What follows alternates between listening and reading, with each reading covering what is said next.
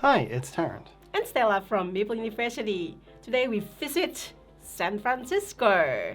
It's the game about city building, San Francisco. I love San Francisco, by the way. How many times have I said San Francisco? 4 times. So this game is by Rebel Studios, the folks who brought out Meadows. And this plays 2 to 4 players. Yep. And as usual, we're going to do overview before we share our thoughts. Yes. So this is a game by Reiner Knizia. Indeed, and very important. It has the simplism that a lot of his games do. You've got 2 options on your turn. The first is simply to draw a card from the deck and put it in one of these 3 columns.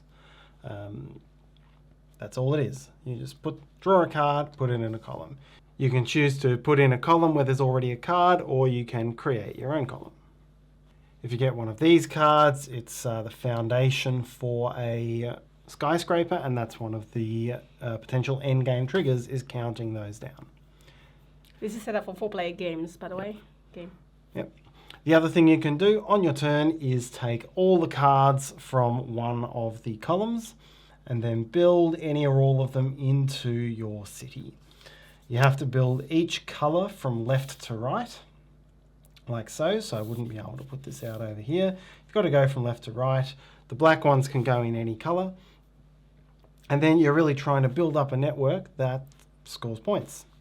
So what are the ways of scoring points? One of the major ones is having a majority of worker icons in each of the 5 columns. So these little worker icons, these are the ones that you'll build up. And at the end of the game, these columns of points here will score for whoever's got the most, second most, and least in a given row. So 2 points, 1 point, -1 points. You can try to completely fill up a row. And when you completely fill up a row, if you're the first to do so, you get the hexagon point for that row. You can build up your cable car network. So many of these cards will have these cable car icons on them. And as long as they connect back to the depot, or a different depot that you put on the board, then you get to put this token on it. And whoever has the most of these tokens, second most and fewest, will get these points here. And you can build skyscrapers. So when you get one of these foundations down, your aim is to have 7 workers orthogonally adjacent to that card. And that's actually relatively difficult to do. These cards may have sort of 1 or 2 or 3 on them. There are some of these cards that will have 4 if you can get a cable car adjacent to it. So if I wanted to score this, I would need to make a whole cable car network that came up here, or maybe find a depot card to put it out there. I'll need a depot to make that work, but yeah. Can you imagine, there's a depot. Yeah. So if I did this would automatically get 1, this would get 1, so now I've got 4 there. And there are also these ones here that reduce your skyscraper requirement from 7 to 6. So if I've got all of this out here, now I've got what I need. I can build my skyscraper. These very cute 3-dimensional pieces. And they're each worth 1 point. And there's also the master builder token. Whoever builds the first one gets it. And then if you've got sort of Catan longest road style, whoever then has the most from that point forward will get that. But it's not connected, it's just the most. Yep. Okay. The other thing you've got going on is these bonus icons. So if you get 2 bonus icons in the same row, then you get the bonus from the right-hand side. Of that, like green one. And that can be helpful cards. It can be just 1.5 points. Yeah, that's really the game. The smart thing is, ding, ding, ding, ding, the stock. So the stock is the really special one that stops you from you keep getting tiles, or it's just like another level of strategy. Yes, so these ones here, the contracts. The contracts, yeah, that's contracts, yep. So as I mentioned at the start, your options are to put a card out or to take a column. And you're sitting at home going, But if the first player always puts a card out, then I'll just always take it, and it's completely broken. And that's where these contracts come into play. It's actually not all that intuitive, but it manages the draft. I think it's not intuitive because it's something new, but it's there to, it's really there for a really good reason. Yeah, it takes a little bit of time to get your head around it. But basically, if I take a card, or if I take a column, I get a contract. From that point forward, I'm not allowed to take a column that has fewer cards in it than I have contracts. So if we're playing 2 players and it's like this, you've got free reign to take this card after putting it up. I can't take it. That one as well? Yep, I'm not allowed to take unless I create a column of 2 and you leave it there for me to take. And even if I did take these and put them in like so, then I would get another contract, and now I've got to wait until there's 3 cards there to take it. It's harder and harder for you to take. It gives you much more free reign over the next card you take. And then once you get a contract, essentially once everyone has at least one contract, everyone discards a contract. And that way the number of contracts stays low. And it manages that draft. So it takes a little bit to get your head around, but it's necessary, and it actually makes the draft work relatively well. It kind of gives you a push your luck element where if you see something you want, the risk of taking it is the opponent getting a whole lot more choice. And you don't know what that choice is going to be. Correct, like a push your luck drafting. Yep. The game will end either when all of these tiles have been placed on cards or when someone has completely filled their grid. And the points are essentially just these big red numbers, plus what's on your skyscrapers. So it's a very low points game. You're going to win with like 10 points. It's not a big points salad like a lot of the games on the market. It is scrabbling for every little point. And there we have it. That's the game. Yes. What do you think, Tarrant? I do like the points of difference. I'm always instinctively drawn into games where you don't have that big point salad, where all the points are hard to get. And so this was interesting from that standpoint.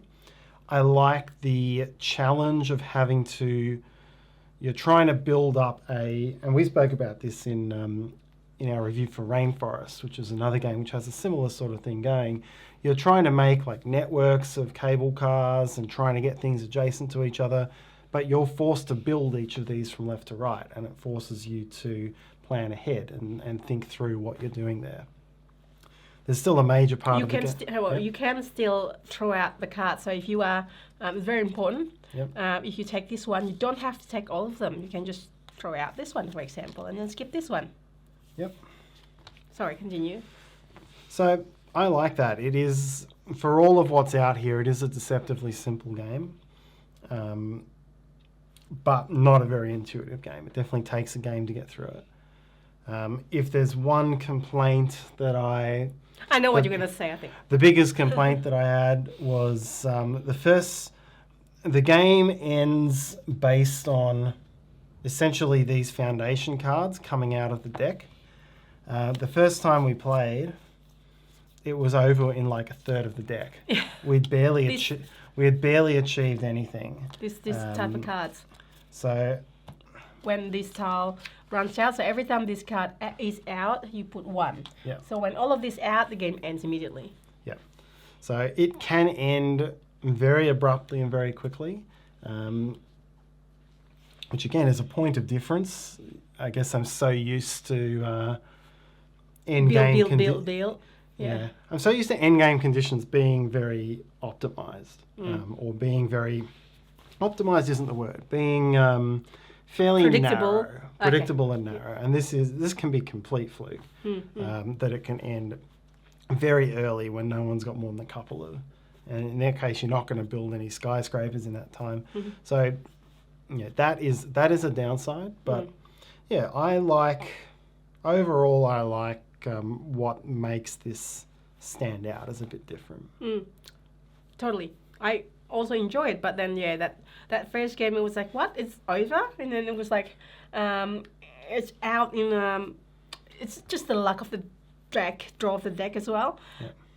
I mean, we thought then, should we stack it down, house rule it, so we just, put it in the last whatever cards, but then I don't know if that still works because you might still need that uncertainty when the game is going to end, so you're trying to, go for your goal for the every single turn for the longest cable card or trying to meet the skyscraper objective, that sort of thing. Yep. At the same time, with a 4-player game, it'll be a bit more predictable because all 10 of the cards are in here. You'll get through most of the deck. And if you get through half of the deck at 2 players, you're kind of having the same amount of goes. Indeed.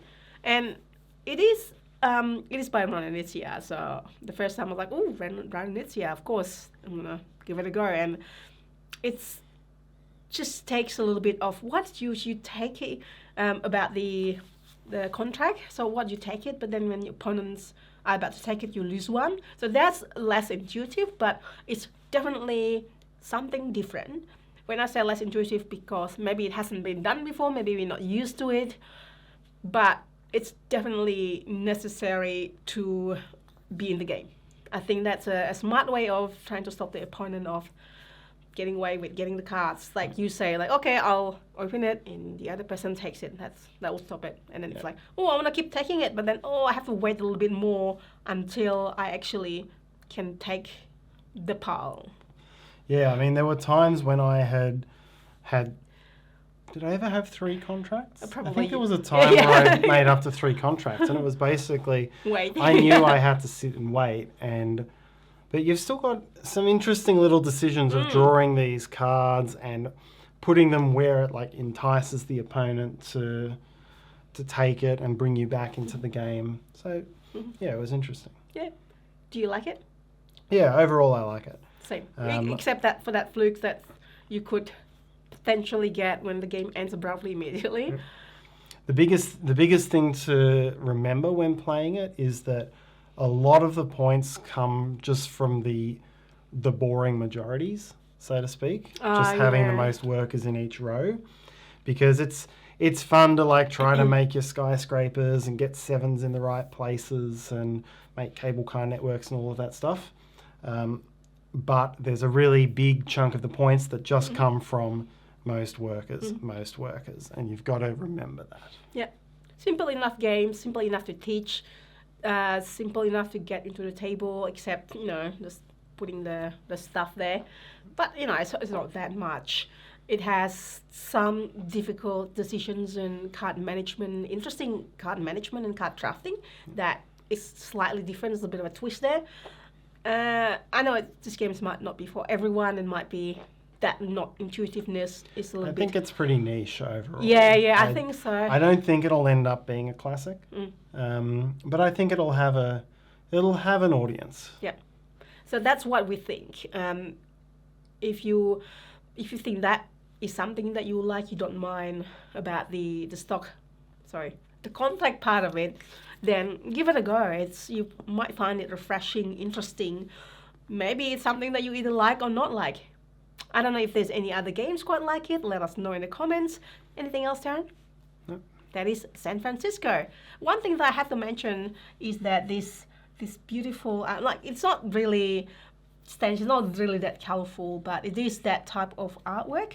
And I do painted ladies, because I've been to San Francisco. I stopped over there on my way to Gen Con and on my way back. I love the city. I don't like the hilly bits, and then the going down bits. I saw Lombard in here somewhere as well. Oh, really? So they do have a few. It's got painted ladies. It's called painted ladies. So it's like some San Francisco mark. This is what do you call it? Central Park or something? Central Park's New York. There's Lombard. Oh, Central Park. Sorry. Yes. Yeah. There you go. So that's really amazing, and that bit is really nice. The park, I actually hired a bicycle and then just goes around the park. It's really beautiful. So yeah, the artwork and then that's the maybe Fisherman's Pier, which is very touristy, but it's fun. It's not that one. It's maybe I'm showing one of these. Maybe this one. All the landmarks. all the landmarks of... Welcome to Meeple University's Travel Hour. Thank you. That's it. Okay, I'll stop now. Yeah, let us know in the comments what you think of this game. I personally think...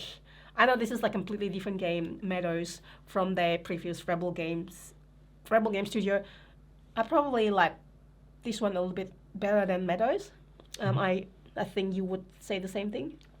I would say that. I was not terribly glowing on Meadow, actually. Okay. That was not a game for me. Alright, that's fair enough. So let us know what you think, and if you think somehow this video has been useful, you want us to do more of these, please hit the like button. It will be really helpful. Subscribe to us, hit the bell, and that will give you notification when we have new videos. We do reviews like this, how to play, my short and sweet, and live playthroughs on the weekend. I'm also on Instagram. Find me there as well, and hopefully we'll see you next time. Thanks for watching. Bye. Right.